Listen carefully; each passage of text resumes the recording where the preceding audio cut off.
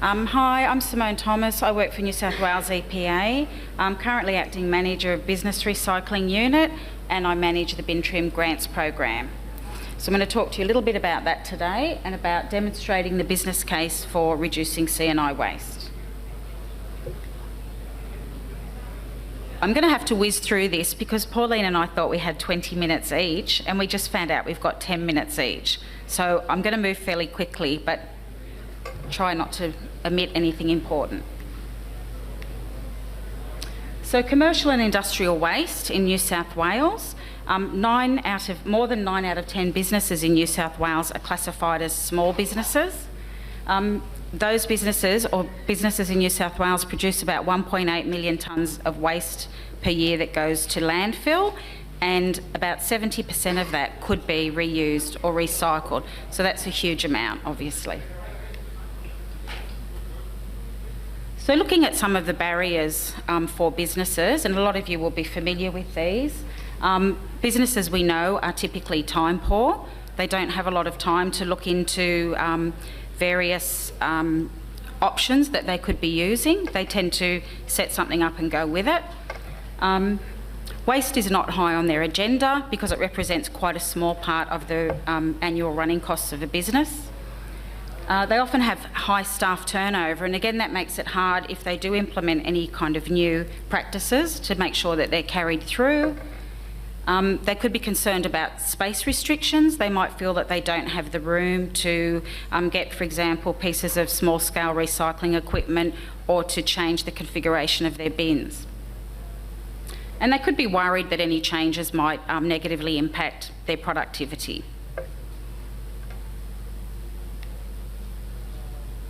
Looking at the benefits though for business, and ironically some of the things they're worried about might actually work in the converse. So there could be space saving. It could even be through compacting that waste down and reducing the volume on the site. It could lead to increased productivity if they streamline their systems and adopt better practices. It gives them the green credentials, so we actually give them a bin trim decal that, for example, a cafe or restaurant can stick on their window. So it does advertise their green credentials to their customers, and they can show that they are an environmentally aware business who is trying to minimise their impact.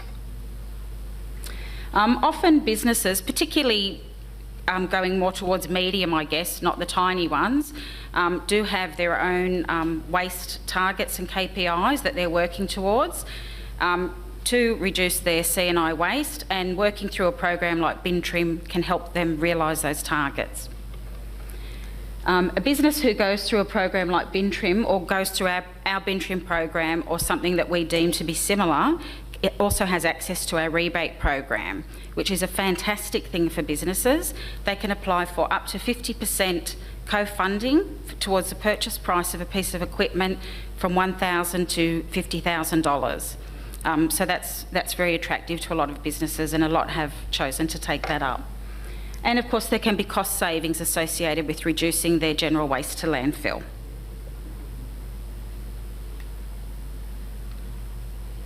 So how the Bin Trim program works to support businesses, we fund free waste assessments. So an assessor will go out and work with a business, conduct a visual waste assessment. From that they will produce a tailored action plan for that business.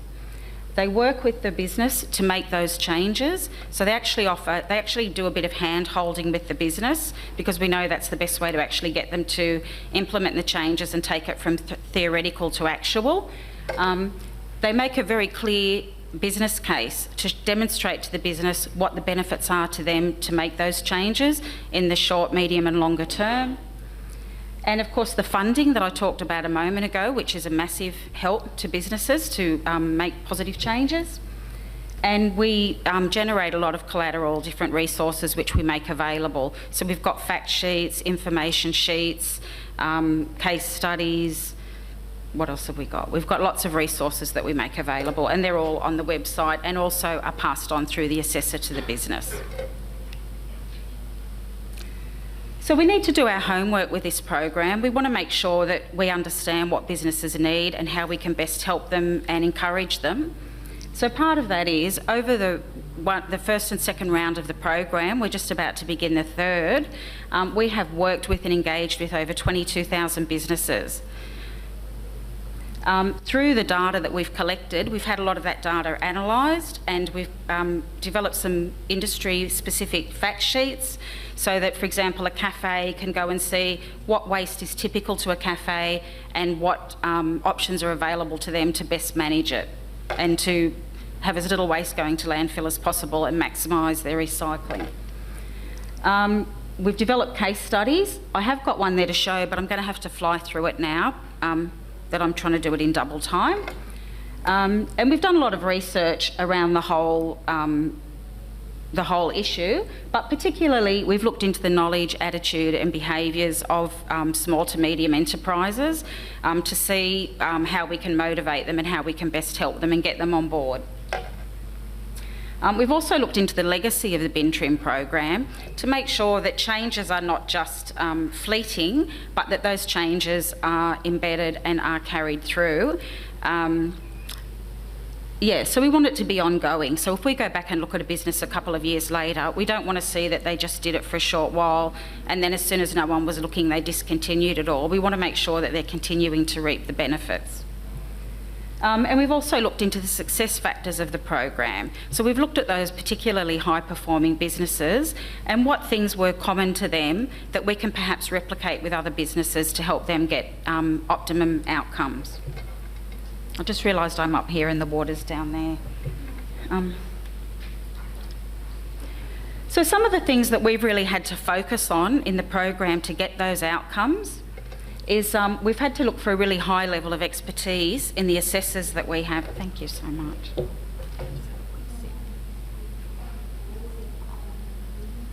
A really high level of expertise in the assessors that we have delivering those visual waste assessments.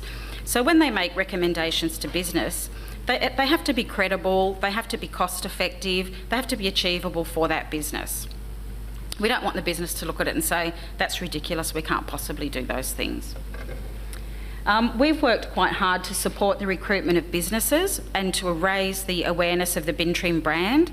So we've had a media campaign and we'll, again in this round, which includes TV, there'll be an online presence, there'll be newspaper advertisements and radio.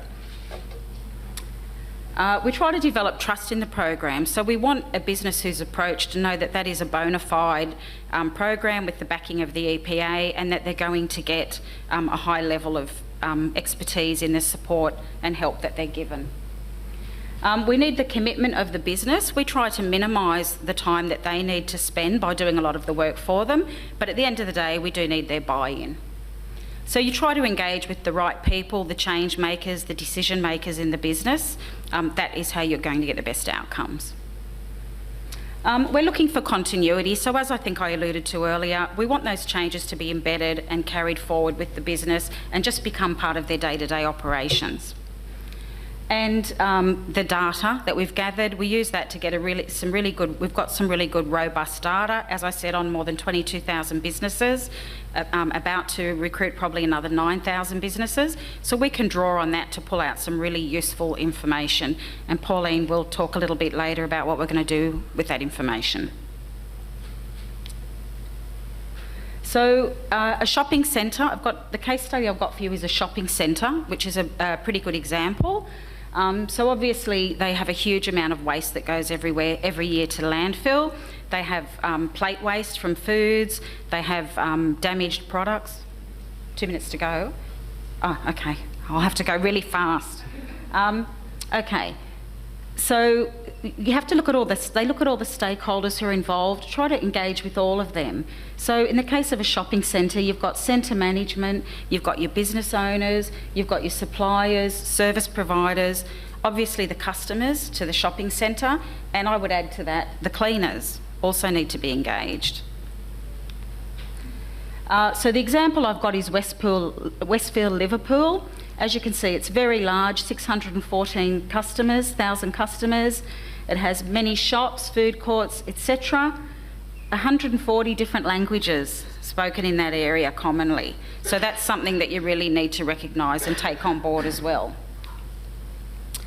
So the assessor meets with those key stakeholders and tries to get the engagement and buy-in of each stakeholder who's involved in the process. Let them know what they're trying to achieve, why should they get involved, who will they be working with, what will they have to do, and then we get them to sign a registration form which just formalises that commitment. I'm not going to read all of these because I don't have time, but these are some of the actions that were suggested and implemented in that particular shopping centre. There's quite a lot, as you can see, and obviously some of those things do make a huge difference. So, results. There was some huge behavioural changes in the food waste processing at that shopping centre. There was 24 additional tonnes, more than 24 additional tonnes diverted from landfill in a 6-month period. So obviously that's an ongoing diversion. And the program was deemed to be so successful that they decided to roll it out to 10 more of their shopping centres. So it was pretty widely regarded as a success.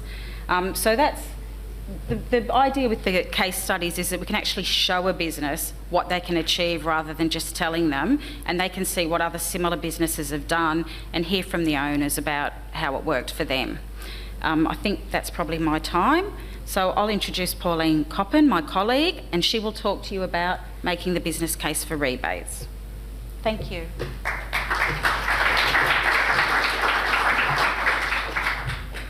Hi everybody. Okay, I work with Simone on the bin trim program, and I manage the rebates aspect of bin trim.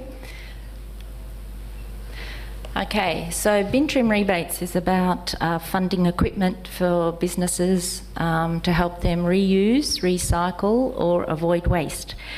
It's identified during a bin trim assessment, so the waste assessor will identify that there are enough tonnes to be diverted from landfill to quantify the need for equipment to help them to reduce those tonnes going to landfill. So it has to make economic sense for them to do that.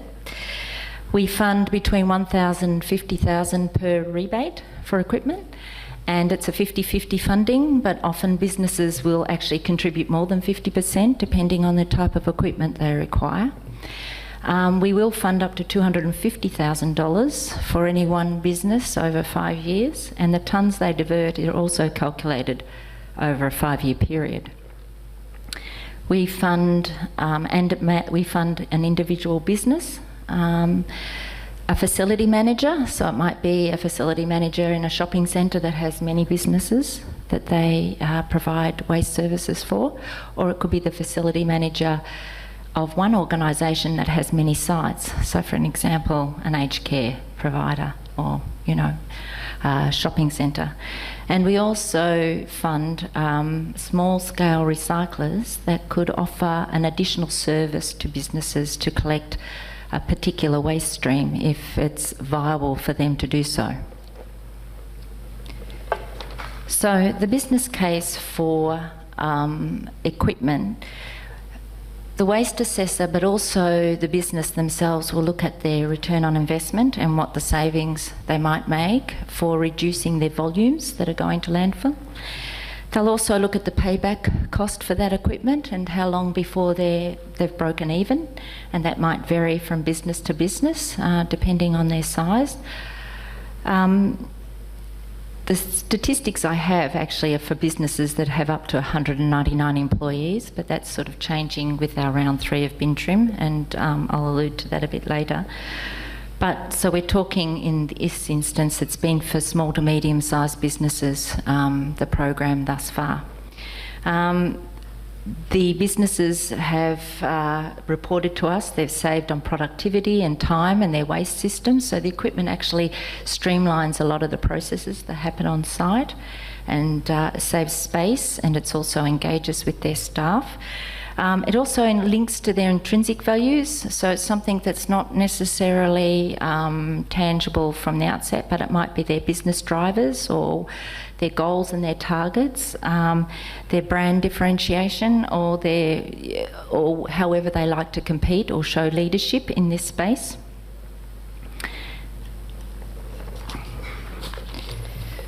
So with the 50/50 funding, up until June 2017, we had supported over 1,850 businesses with new recycling equipment. Now that, as I say, is one-on-one with the businesses, or it might be businesses that have benefited from a facility manager investing in the cost of that equipment to service those businesses in a shopping centre, or it could be perhaps a facility manager that has a lot of sites, as I say, like as an aged care provider.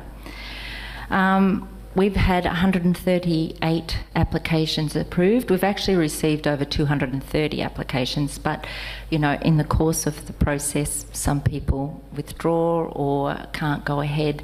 But these statistics are based on 138 that have been finalised, and from that we've funded over $1.68 million to small, medium-sized businesses.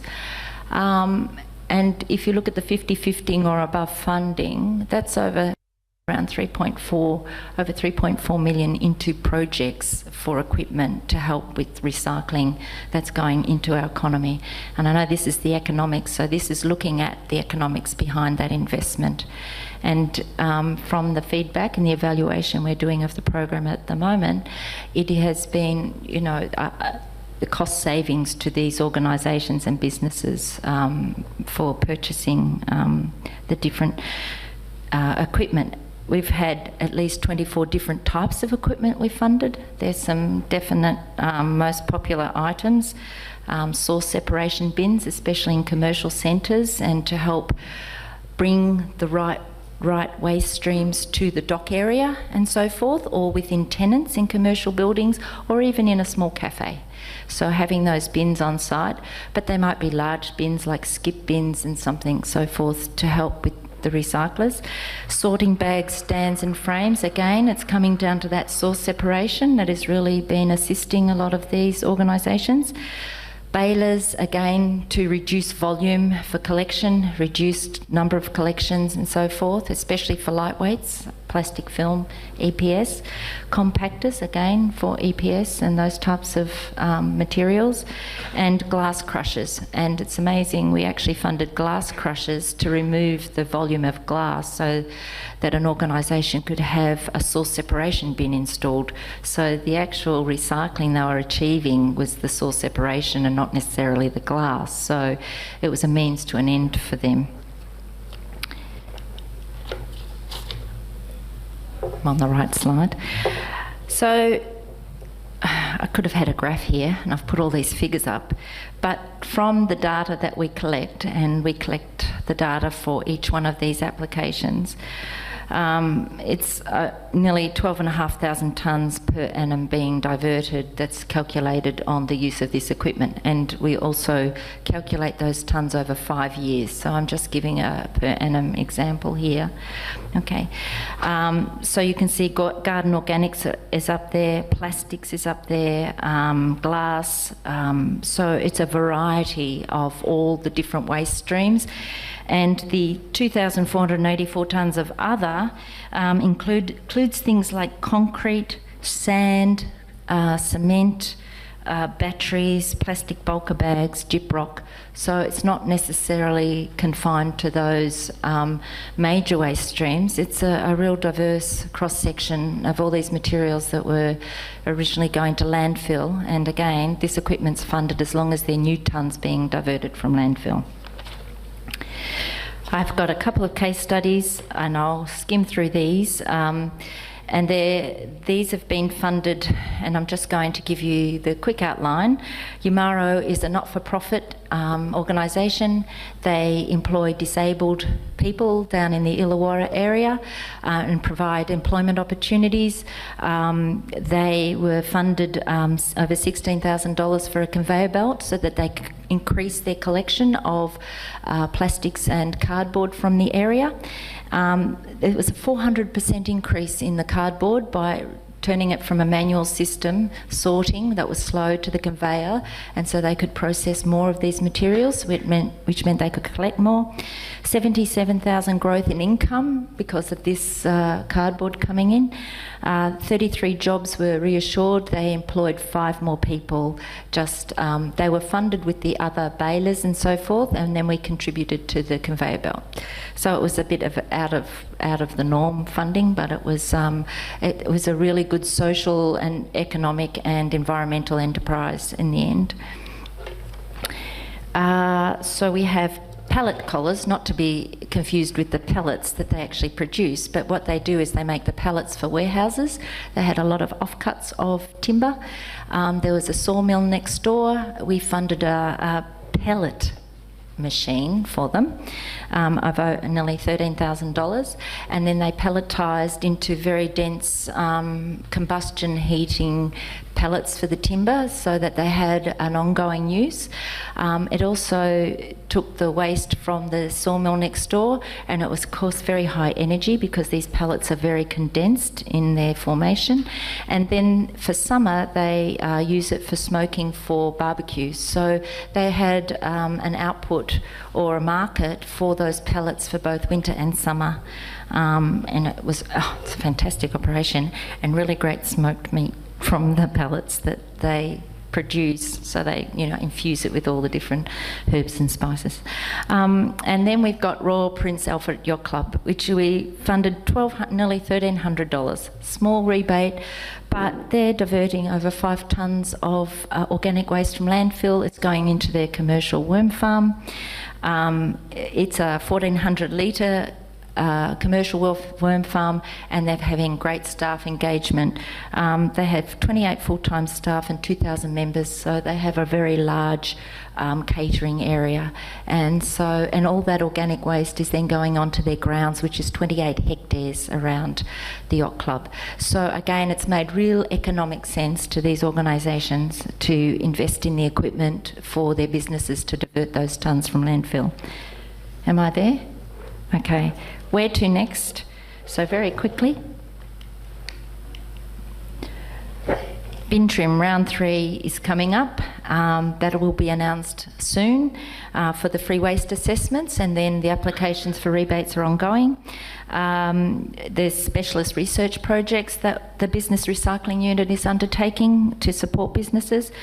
There's a public bin trim application that will be made available. That's where we collect the data from our waste assessments, and that again is to help assist businesses to identify their own waste streams and where they can make improvements. Then there's also going to be the reporting dashboard that's available to the public sometime, hopefully this year, where they can assess their own businesses, compare it to their own sector, get reports, and then track their progress. And so, again, the data and the work that we're doing is hopefully going back into supporting more businesses and helping them on their journey to recycling. Thank you, everybody.